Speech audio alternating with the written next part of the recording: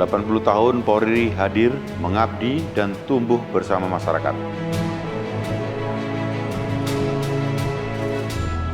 Di momen Hari Bayangkara ini, kami membawa pesan yang sangat dekat dengan hati kami. Polri untuk masyarakat.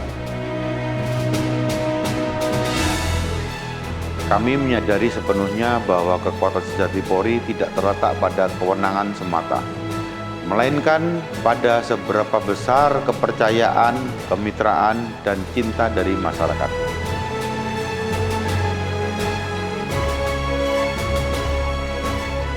Di Jawa Timur, kita memiliki satu kebanggaan, satu ikatan persaudaraan yang luar biasa kuat, yaitu semangat Jogo Jawa Timur.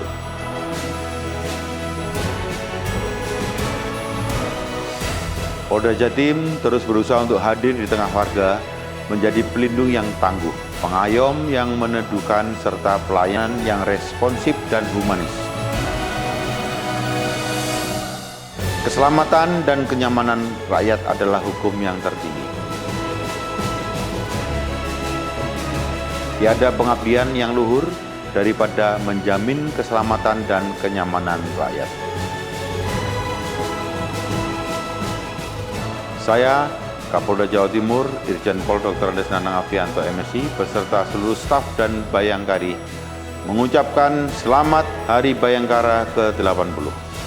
Mari bersama kita rawat kebinekaan.